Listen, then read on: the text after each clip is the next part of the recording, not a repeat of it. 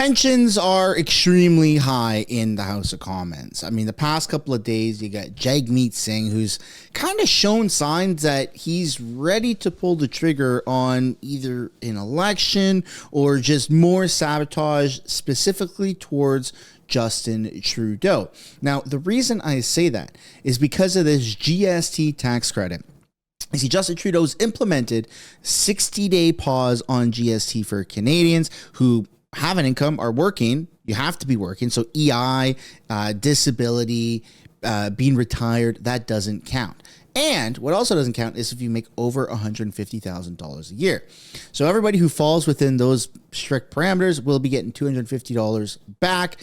And Canadians during this time will not be paying GST. Now, the real kicker is that Jagmeet Singh has branded himself as the working man's man, right? He's fighting for unions. He's fighting for the average Canadian. So he's kind of cornered in the sense that he has to be against that because it's only for 60 days. And actually, he's said that many times on X and in Parliament in the past couple of days, which is why I personally believe that I don't know and I don't think that we're going to see an election before Christmas. But when they resume Parliament at the end of January after the winter break, that's when I think you're going to see Jagmeet Singh start to call an election, which will then happen after the date he gets his pension. So there's a lot of tensions. Welcome back to the channel. Welcome back to another video, everybody. Before we get into it, I want to encourage you all to smash the like button and subscribe if you haven't already. It does really help grow the channel. We're taking a look at question period today. Pierre and Trudeau specifically, because there's a lot of stuff going on with the tariffs, with, relationships, with this and that and the other. He said, she said, blah, blah, blah, blah, blah. Pierre won't let his MPs talk. There's a whole bunch of crap, and it's all shown in today's video. So sit back, relax, and enjoy today's question period video. Oral questions. Oral questions. Questions. Honorable Leader of the Opposition to be the next Prime Minister, Canada, Pierre Poilievre. Face an unprecedented threat from President Trump's potential tariffs. And what is the state of things here in Canada? Our economy is weakened. Our borders are weakened. Our military is weakened. And most of all, our Prime Minister is weakened. Why can't we have a carbon tax election so Canadians can choose a leader with the brains and backbone to protect our economy and put Canada first? Yeah, buddy. I'm down for that. Throw some W's in the chat. Right Honourable Prime Minister. Speaker, while the Leader of the Opposition focuses on himself and on me, we're staying focused on Canadians. We're investing in the kinds of things that are going to help people. We stood up for dental care. We stood up to deliver a school foods program. We're moving forward with more spaces of $10 a day childcare, all things that the Conservative Party voted against. But most recently, Mr. Speaker, they've announced they're going to be voting against the GST break for Canadians over the next couple of months, something that's going to help people at a time where they need that little extra help. But he doesn't care about helping Canadians. He just wants them to suffer more, so maybe he has a chance. He's literally saying this while he wears a friendship bracelet. Mr. Speaker, he's lost control of our borders. He's lost control of immigration. He's lost control of spending. That's right. And with that erratic performance, we now see that he's lost control of himself. No wonder foreign leaders believe they can walk all over him. They see him as a weak, incompetent leader who does not even have the support of his own party. Yes. Why won't he put the country first for a change, allow a carbon tax election so Canadians can have a Prime Minister who will protect this country? There you go. The Right Honourable Prime Minister. You can tell he stood up all night against the mirror trying to practice that line. The reality is, Mr. Speaker, we've got our sleeves rolled up. We are fighting for Canadians every single day.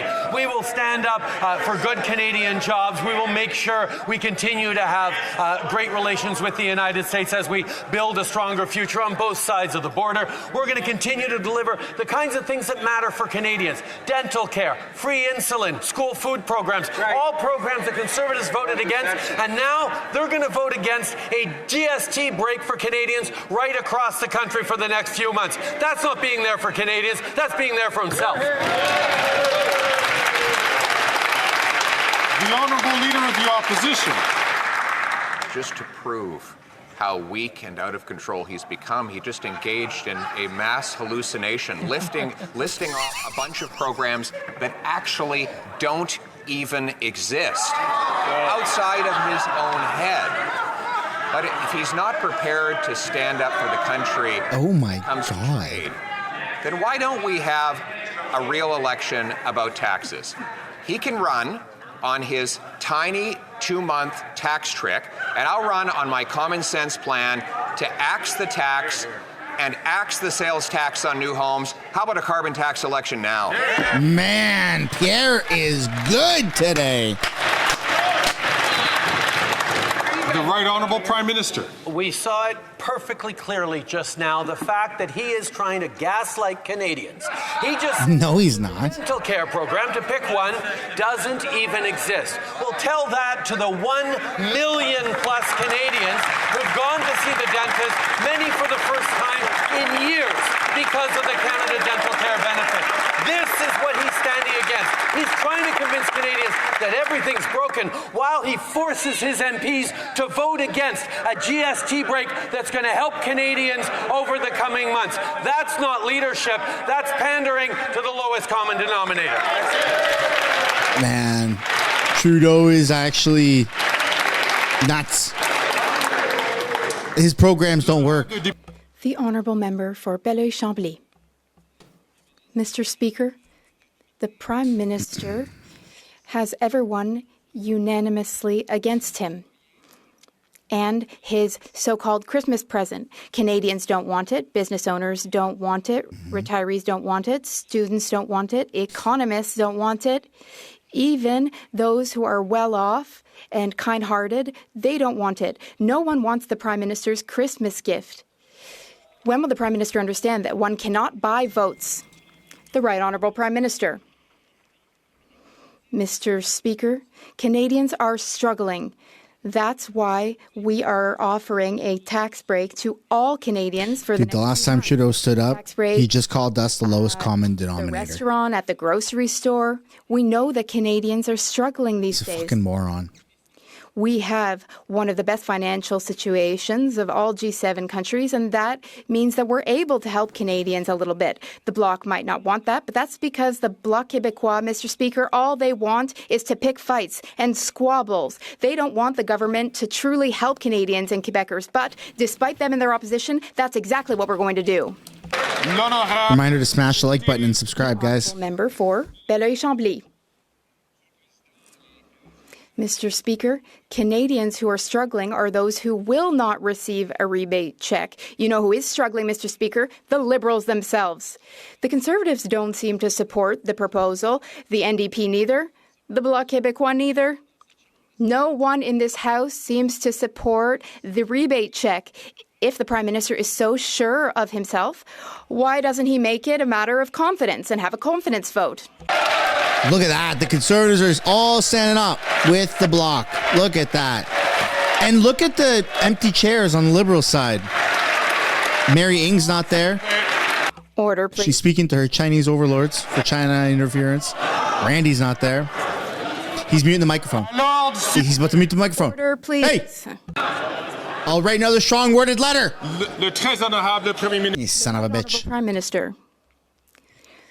It's clear, Mr. Speaker, that opposition parties want a political excuse to vote against something that Canadians do want.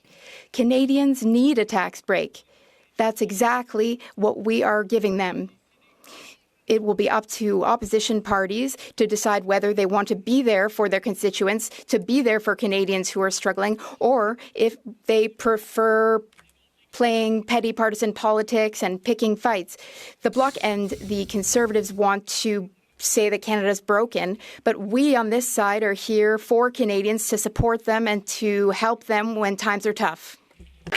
L'honorable député. The Honourable Member for Rosemont-la-Petite-Patrie. Monsieur le Président, trouvez l'erreur. Mr. Bro, where the hell is Tell me Jagmeet? what's wrong with this picture? On the one hand, we have Danielle, who is retired for medical reasons. Her disability income is $45,000 a year. On the other hand, we have her spouse, who earns $125,000 a year. Who's going to receive a $250 check in the spring? Yes, that's right. According to the Liberals, her spouse should receive a check, but not Danielle herself. She's being punished because she's too sick to work. That makes no sense whatsoever. My question to the Prime Minister is simple. What does he have to say to Danielle and to all retirees? They don't get the check. J'aimerais juste signaler à tous les députés.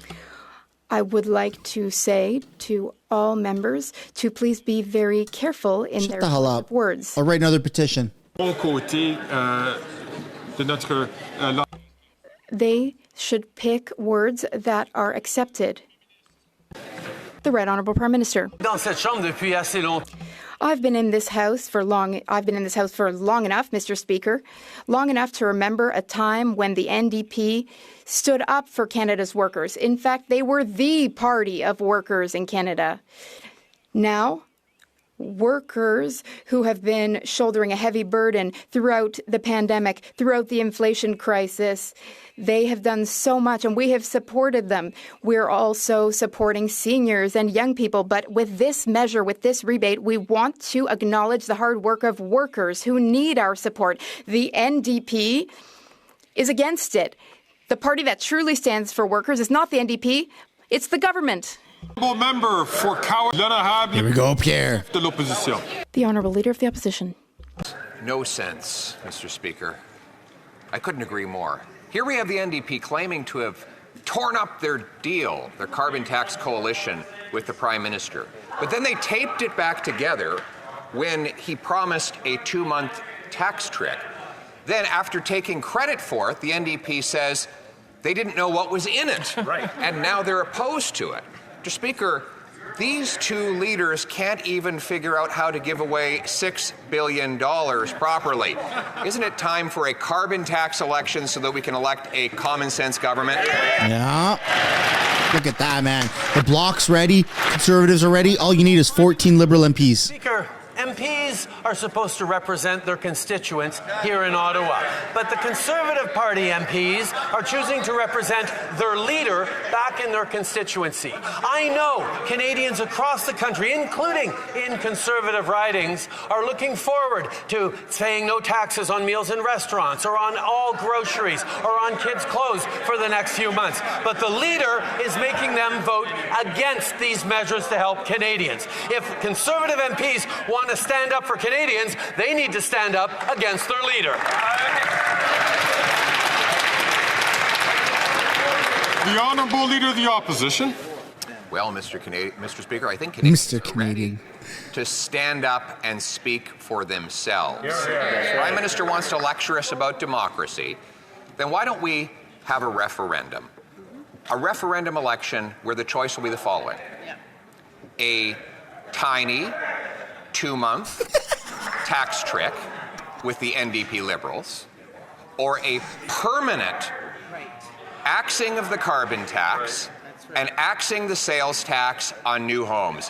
Why not let Canadians decide now? Let's go, man. Put some W's in the chat, folks. Right Honourable Prime Minister. Speaker, for the Leader of the Opposition to end the price on pollution would mean to end the Canada carbon rebate that comes to people's homes 4 times a year and delivers more money to middle-class Canadians than the price on pollution actually costs, while at the same time decreasing emissions. And in regards to housing, his failed housing proposal was to cut billions of dollars from cities across this country that they're investing in building housing. That would drive up property taxes for homeowners. That would make it harder to build homes. He has a proposal that is electorally interesting for him, but won't do anything for Canadians. The truckers carried us during the blip, and then look how Trudeau treated the truckers. The Honourable Leader Come of the on. Opposition. Electorally interesting. That's his condescending way of saying Canadians actually like my plan. Because Canadians have figured out that after 9 years of this weak prime minister, spending $80 billion on housing, with the result being the doubling of housing costs, that spending billions more won't make any difference. We're going to slash that bureaucracy and use the savings to axe the sales tax on Canadian homes. Why won't he let Canadians decide? Yeah. The carbon tax is just a redistribution of wealth to the lowest common denominator. All in conservative ridings across the country are speaking up that the investments we're making in the housing accelerator is helping them cut red tape, increase densification, create more homes more quickly. And the plan the Conservative Party has put forward to remove those billions of dollars from municipalities, just as they're tackling the housing crisis, would harm Canadians. But the Leader of the Opposition doesn't care about harming Canadians. What he wants to do is gain power, and he'll do anything he can to do that. While we stay focused on Canadians, he's focused on himself. Nah, man, Canada first. Leader of the Opposition. Mr. Speaker, the Prime Minister has run a groundbreaking experiment. He's put billions of dollars in a sack and offered it to politicians, and the finding? They're willing to accept the money. A groundbreaking sociological study. He wants to give more money to local politicians who block home building. We want to use the same money to cut taxes for the people who buy homes and build homes.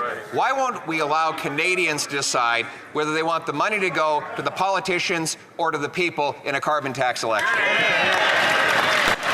Trudeau's housing plan is to slow down immigration. That's it. Or at least the Conservative leader is true to form in that he would rather pick fights with everyone than actually deliver for Canadians. We know, as we saw during the pandemic, as we've seen through the inflation challenges, working together with the provinces, working together with municipalities to get things built for Canadians is what they want. What does the Leader of the Opposition do? He insults people, but then he also votes against direct money in Canadians' pockets, whether it's with investments in childcare or dental care, whether it's investments in taking the tax off of groceries for the next few months. These are things that he's standing against out of political self-interest. Opposition. Just shows how out of control he's become. He can't stay on a subject. He brings up housing, so I agree. I just threw away my script and said, let's debate housing. So he now changes the subject back to his 2-month tax trick. Well, here's the trick, everyone. After the tax break runs out in February, they're going to increase the carbon tax yeah. on heat, housing, gas, and groceries, all as a part of a plan to quadruple the carbon tax to 61 cents a litre. So will he get himself under control, show some strength for a change, and call a carbon tax election? The Right Honourable Prime Minister. Speaker, every day I get up in this house, I talk about one thing and one thing only: Canadians, and how Canadians, how they are where to grow, how we're there to grow a stronger economy for Canadians with direct investments that will support them with free insulin, with dental care, with more spaces in childcare, all things that the Leader of the Opposition is voting against. Yes, we're investing in the most ambitious housing solution that this country has ever seen. Things that he didn't do when he was Stephen Harper's failed housing minister. We're going to continue to stand up and fight for Canadians while the Leader of Opposition gets up, pulls off his little performances, and fights against me. Yeah, he's going to fight against you. You're a freaking idiot. Said he was going to talk about one thing, and then he rambled on about 10 or 15 things, all things he hallucinates that one day he might do if only he were given another 9 years in office, Mr. Speaker.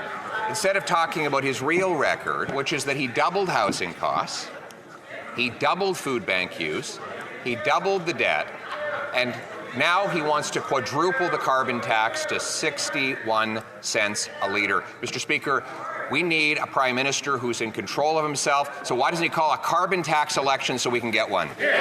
Oh my goodness, man. Pierre is making Trudeau look like an absolute clown. I'll say it again. The Canada carbon rebate puts more money in the pockets of 8 out of 10 Canadians. But the leader opposite wants to talk about one thing. He talked about food banks. Let's talk about the school food program. This is a program that sends federal dollars directly into school boards, directly to support delivering good food programs for kids. No bureaucracy, just investments in school food programs. The Conservative leader voted against it, and worse, he forced his own MPs to vote against it, to stand up against their constituents and side with him instead of in Canadians who need help. Put an L in the chat for Trudeau. That was lame. Our borders, if we're going to protect our economy from President Trump's tariff threats, the Americans and the premiers are all concerned the Prime Minister is too weak to do that. And the data from his own immigration department confirm that fact. According to documents produced by his ministry, there are between 20,000 and 500,000 people in Canada that are not supposed to be here.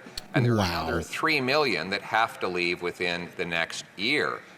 What is the plan to ensure that people who should leave do leave? There is no plan. The Right Honourable Prime There is none. Speaker, every year there are visitor visas and work permits and student visas that expire, and every year the vast majority of those people return home to their countries. We have procedures and processes in place to make sure that that does happen. We have consequences if they don't. We will continue to strengthen those. But continuing to talk down our country, continue to talk down our systems is something that the Leader of the Opposition is doing because he's more focused on trying to get elected than he is on actually solving the problems Canadians are facing. That's why we continue to step up and deliver on the needs of Canadians. The Honourable Leader of the Opposition. Another weak answer from a weak leader, Mr. Speaker. The reality is he says that people just voluntarily leave when their permits and visas are up. But his minister admitted this week that that is impossible to prove because they don't keep track. And the closest thing they could get to an answer was their department saying estimates from academic sources range from between 20,000 and 500,000 persons, although there may be more. We're talking about people who should not be in our country. So once again, what is the plan? The Right Honourable Prime Minister. Speaker, once again, we laid out an immigration plan just a few weeks ago. Talks about how we're going to make sure that our immigration numbers allow for our economy to catch up, for our home building to catch up. We have a strong and robust immigration system that has delivered for Canadians over decades now. And the fact that the Leader of the Opposition continually throws up his hands to say that Canada is broken is talking down not just our institutions, but Canadians themselves. Canadians are optimistic and ambitious about the future. That's why we continue to invest in them. His answer is cuts to services, cuts to benefits, cuts to Canadians. Mr. Speaker, last week our government announced measures that will provide financial supports for Canadians over the holidays. These measures should be supported by all MPs. However, we know the Leader of the Opposition has muzzled his members. According to one Conservative MP, we recently learned that, quote, everybody is being watched. What we say, what we do, who we talk to, end quote. The Leader of the Conservative Party has gone so far as to stop his MPs from asking the government for supports. Can the Prime Minister explain why the Leader of the Opposition should unmuzzle his MPs and allow them to support Canadians instead of forcing them to repeat his embarrassingly bad slogans? I don't know what's leaving first, man. This guy's job or his hairline? That question is not regarding the administration of government. Yeah, you dumbass. The House Speaker rarely puts Liberals in line. See that the Prime Minister... And he's extremely disappointed with the Liberals right now. That was not regarding the administration of government. That's a rare W. Rare W for the House Speaker. Stop, please. Order, please. The Honourable Leader of the Opposition. Well, Mr. Speaker, it looks like the member for Kingston is not getting into cabinet after all. Did you see Michelle Ferrari in the back? Happiness wherever they go. Others bring happiness whenever they go. Mr. Speaker, this is a 2-month tax trick that will print cash, add to inflation, and make Canadians worse off. And if the Prime Minister disagrees, why won't he stop being so weak? Why won't he have the courage to call a carbon tax election and allow Canadians to vote to axe the tax? The Right Honourable Prime Minister. Man, that's funny. Canadians elect members of Parliament to be their voice in Ottawa, not Ottawa's voice or their leader's voice in their communities. But the Conservative leader shamefully puts his own interests ahead of Canadians. We announced a tax break for all Canadians, a $250 rebate to put more money in the pockets of working Canadians, and Conservative MPs know their constituents want this, need this, and support this, but the Conservative leader is muzzling them and forcing them to vote against direct support for Canadians. Shame on him. Oh my goodness. Let's go, Pierre. Clap back. The Honourable Leader of the Opposition. The Prime Minister's radical liberalization of hard drugs has been lethal for Canadians, 47,000 of whom have died of overdoses since this Prime Minister took office, more than died in the Second World War fighting for Canada. Overdose deaths are up 200%, and now our American friends say they may hit us with tariffs because of the Prime Minister's liberal policies on fentanyl. How many lives and jobs is this Prime Minister willing to sacrifice for his radical liberal agenda? The Right Honourable Prime Minister. Speaker, we are using all the tools at our disposal to save lives and keep communities safe. That are disposable? Meanwhile, Conservatives are choosing to use struggling people as political props to spread fear and misinformation. From the very beginning, we have been there to work on an evidence-based, compassionate public policy, public health approach. We have been there and we will always be there to work with provinces and territories to meet this time of crisis. While the Conservative leader plays politics, we're going to be there to support Canadians grounded in science and evidence. The Honourable Leader of the Opposition. Well, the science and evidence are now proven. After 9 years of radical liberalization of drugs, overdose deaths are up by 200%. And the worst overdose numbers come from British Columbia, where the policies have been most radically and enthusiastically implemented. But the NDP Liberals claimed that they were backtracking on decriminalization because it became so unpopular. Just this week, NDP Liberals voted for a committee report that called for full legalization of hard drugs. Will the Prime Minister admit that is his real agenda? The Honourable Prime Minister. Mr. Speaker, having an evidence-based and a science-based approach, compassionate public policy approach grounded in health care to the opioid epidemic is what we need to do, not just to save lives, but to create safer communities. While the Leader of the Opposition plays politics and uses suffering people as props to propagate a brokenist view of this country, we're going to continue to roll up our sleeves, work hard with provinces and territories to respond to this tragedy, to make sure we're putting Canadians first in everything we do. All right, ladies and gentlemen, you are fully caught up to speed on what has happened today. I'd love to know your guys' thoughts down below in the comments. This is the end of the video, so if you haven't yet already, I'd like to encourage you guys one last time to smash the like button and subscribe, and I'll see you in the next one. Bye for now.